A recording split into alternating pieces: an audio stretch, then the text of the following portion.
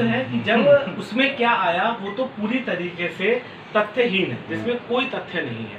महिला विरोधी की बात यह है कि आप सबको ये बात पता है कि अभी निगम का चुनाव हमने अपने आदरणीय दीदी मुक्ता सिंह जी को चुनाव लड़ाया, और कितनी मजबूती से मैंने चुनाव लड़ाया, टिकट कितनी मजबूती से मैं लेकर आया उनके साथ। यदि वो 10 घंटे चली तो मैं 12 घंटे उनके साथ चला, पूरी तरीके से उनको मजबूती से चुनाव लड़ाया। और इससे पहले भी मैंने पहले भी कहा कि रुखसाना अंसारी जी को चुनाव लड़ाया गया, कमलेश पाल जी को चुनाव लड़ाया गया। और जहाँ तक मेरा इस 50 साल के अपने जो मेरी उम्र है, उस उम्र में आप सब भी जिस प्रकार से जानते होंगे, मुझे नहीं लगता कि महिला विरोधी कभी भी कोई बात या महिला के खिलाफ कभी भी कोई बात आपके सामने आई हो। उन्हीं लोगों के लिए हम चाहते हैं कि जांच जोशी जी से, मुक्ता सिंह जी से, दोनों से ही हुई है। और आप देखिए बहुत जल्दी इसी तरीके से हम तीनों ही लोग आपके समक्ष आएंगे। और जो लोगों ने हमारे बीच में मतभेद फैलाने की कोशिश करी है, वो मैं आप ही के माध्यम से बहुत जल्दी दूर होगा। और आप सबको लगेगा कि हम तीनों लोग इसी तरीके से बैठे हुए होंगे और अपनी पार्टी की मजबूती के लिए लड़ रहे हैं। अच्छा, ऑडियो के बारे में क्या मतलब, आप कैसे ये पुष्ट तरीके से कह सकते हैं कि आपका ऑडियो नहीं है?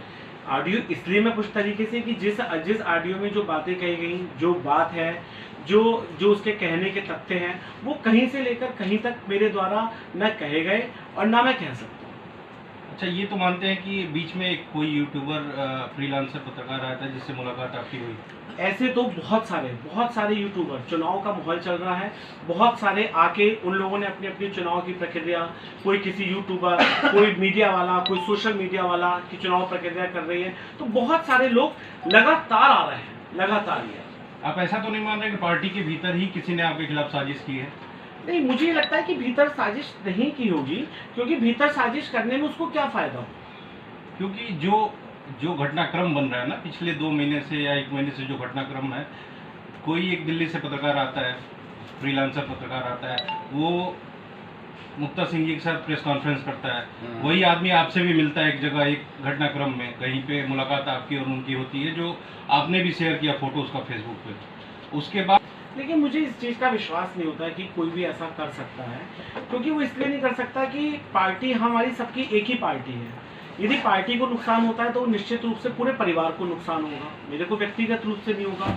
तो कोई भी व्यक्ति पार्टी का ही रहते हुए मतलब ये है कि अगर वाकई नहीं, पुलिस को दर्ज करवाई? हाँ, पुलिस को कानूनी प्रक्रिया मैं कर रहा हूँ, और कानूनी प्रक्रिया करने के बाद जैसे भी न्यायालय में जाएंगे, और न्यायालय में ये कब जारी हुआ, आपको कब पता चला? मुझे तो अभी 2-3 दिन से सुनने में आया, आप ही सबके माध्यम से, किसी न्यूज से पता लगा कि ऐसा चल रहा है तो पता लगा। हाँ, आप उसे स्पष्टीकरण, निश्चित रूप से पार्टी हाईकमान है, और वो मेरे एक तरीके से, जैसे हमारे घर में हमारे संरक्षक होते हैं, तो आदरणीय अध्यक्ष जी हमारी पार्टी के प्रथम कांग्रेस के वो हैं, और निश्चित रूप से उन्होंने मेरे से स्पष्टीकरण मांगा है, और मैं उनके समक्ष जाकर पूरी बात का स्पष्टीकरण उनको दूंगा जल्दी। बात पता है, मनोज जोशी जी मेरे बहुत ही सम्मानित हैं और मेरे बड़े भाई की तरह हैं। पिछले 2 चुनाव मनोज जोशी जी 2012 के, 2017 के लड़े। उनके छोटे भाई की तरह तन मन धन से, कंधे से कंधा मिलाकर, कदम से कदम मिलाकर उनके साथ उस दिन भी खड़े था, आज भी उनके साथ खड़ा हूँ। और जैसा कि आपने उनसे बात भी करी, उतना ही उनको भी भरोसा मेरे ऊपर है कि इस तरीके की बात, क्योंकि वो एक सम्मानित, सबसे, जैसे मेरे आदरणीय गुरु अपने केसी सिंह बाबा जी हैं, उसके बाद मनोज जोशी जी भी उसी आदरणीय श्रेणी में है। तो इसमें संघर्ष भी होता है। मुझे ये विश्वास नहीं होता बिल्कुल भी कि अपनी पार्टी का कोई भी व्यक्ति ऐसा कार्य कर सकता है, क्योंकि उसको कोई फायदा नहीं है। यदि पार्टी को नुकसान होता है, पार्टी की छवि धूमिल होती है, तो निश्चित रूप से उसकी छवि भी धूमिल हुई, मेरी भी, उनकी भी, सबकी छवि धूमिल हुई। तो उससे तो किसी भी व्यक्ति विशेष को फायदा नहीं हुआ, किसी को भी, उस बात से। या उस शब्दों में भारतीय जनता पार्टी भी ले सकते हैं, बसपा भी ले सकते हैं, आम आदमी पार्टी भी ले सकते हैं, जो सभी लोग हमारी प्रतिद्वंदी पार्टी हैं, और उनको